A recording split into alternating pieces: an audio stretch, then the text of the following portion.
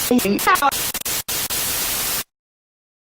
of the girls feel like automatically I have an advantage over them because I'm awesome and, you know, I totally have it going on.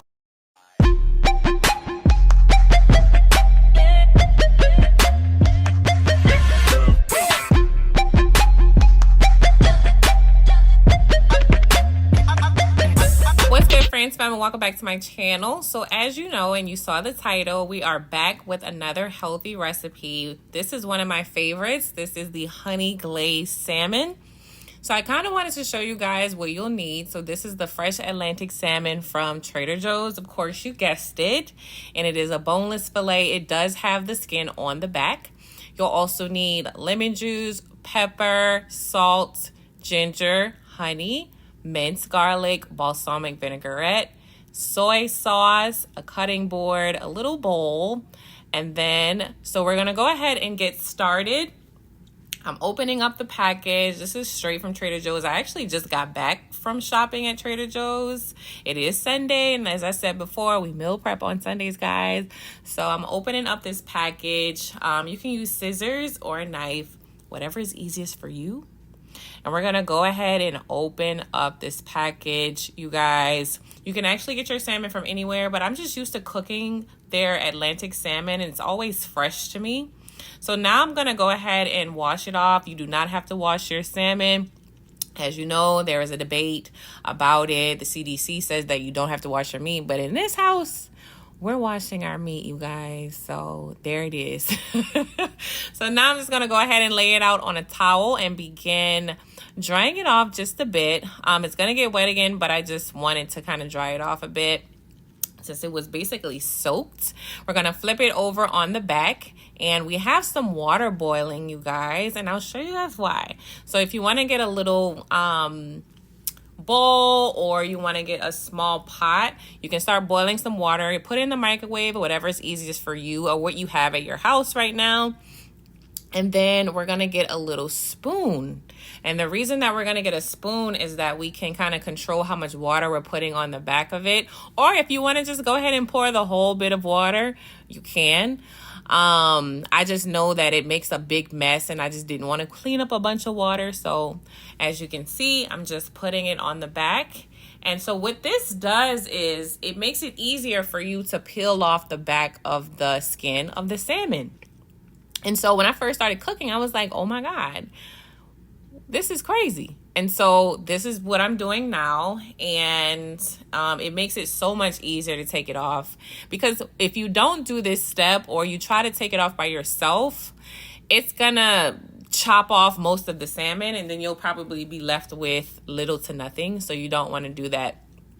And so now I'm just peeling it off. Actually, for some reason, this one wasn't really as effortless as it usually is. Usually it just kind of slides off like butter. But it is what it is, you guys. We did get the skin off. Thank goodness. I was happy about that. So as you can see, this is what it looks like. It may be a little bit cleaner. Like I said, this one wasn't as easy, as graceful. But it's great enough for what I need. And so now I'm going to go actually back in and completely dry off the salmon, you guys. You want to make sure the salmon is completely dry. And that's why paper towels are so important. You can always use a rag, t-shirt, whatever you have, as long as it's clean.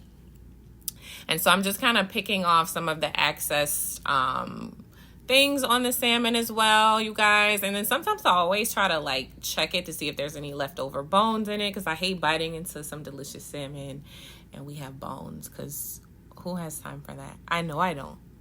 So now we're gonna go in with some salt. I'm actually using sea salt, you guys. If you watched the last video, I don't know, I just like it better. It tastes better to me. So I'm going in with some salt. And then also I'm gonna go in with some ground black pepper. And we're gonna put this on both sides, and you can use as much as you want, as little as you want.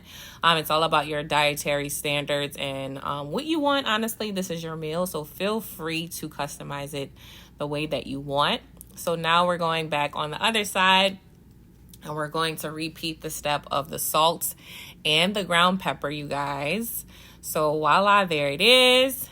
And now we're going to cut it. So usually, if you ever been to Trader Joe's, you can cut it in what we call a barbecue cut. They already have it pre-cut that way. Right now, I'm actually just cutting off an excess piece that I don't want to really cook on the salmon or with the salmon. And so, that's what you can see now of me just kind of taking it off. And then now I'm going to go in and do like a barbecue cut, which is about 1.5 inches, about 2 inches. And so you can cut it as wide as you want. You can cut it as thin as you want. This is your meal, and it's all about what you want, of course. So now, like I said, we're just going to go ahead and cut these up. And then just making sure everything is chopped up, ready to go. And then I'm just showing you guys what it's looking like. It is looking perfect. It's perfect barbecue cut, you guys. Like I said, it is about 1.5 inches. And now we're going to grab that little bowl that I mentioned in the beginning. So if you have just a regular bowl in the house, this kind of helps me keep everything measured the way it's supposed to. So we're going in with some honey. That's the first ingredient. This is going to be the mixture that makes it that honey glazed salmon, you guys. It makes it that honey glazed salmon. So we went in with the honey. Now we're going in with the balsamic vinaigrette. I did get mine from Trader Joe's. You can use any balsamic vinaigrette you want. And now we're going to add in some soy sauce. As you can see in the video, I'm not really measuring it. I did put measurements in the description box if you want to follow that directly. But I'm letting the spirit guide me today. And we're going in with some lemon juice as well. And you guys, this recipe is just, oh my goodness. Some ginger, which is really, really good. I don't really like ginger alone, but with this recipe, oh my gosh. Now we're going in with some minced garlic. I usually just put like 2 little tablespoons of it. And then also we're going to actually start stirring it up, mixing it together. It is a little tricky in the beginning because the honey is very thick. And so you want to make sure you're stirring it up so that it's all coming together. You don't want anything separated. So this can take about maybe 2 to 3 minutes. Really not that long even. But you want to make sure it's all together. And you can make as large amounts of this if you want. This is just for, like I said, 3 pieces of barbecue cut salmon. It's not really big pieces, so we didn't really need a big bowl of it, but you can make a big bowl and actually save it too. You can actually save this for another day and just kind of put it in a Ziploc bag. So now we're just heating up our pan, you guys. This is a fairly large pan because I feel like it's kind of hard to flip the salmon in like a smaller pan. So, and then it's a lot of juice going around. So if you have a larger pan than normal, I would use that one. But if not, it is all good. So now we're just adding in some butter. I'm not sure if I mentioned in the beginning, but you will need some butter. This is salted butter. And you don't want to use any oil for this recipe. You want to make sure you are using butter because it will not taste the same.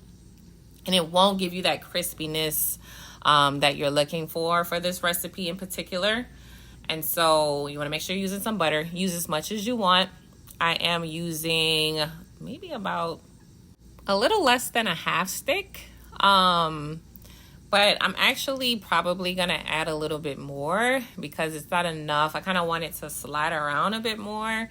And you don't want any part of the pan to be dry or, you know, not have the butter around it. So you make sure you're sliding that butter around as much as possible. Now we're going to go in and put the salmon on top of the melted butter. You want to make sure all the butter is melted before doing this step. So we're going to add all 3 pieces of our barbecue cut salmon, you guys, and we're just going to move them around, make sure there's enough space for them to cook properly. And then we're going to go in and watch them cook.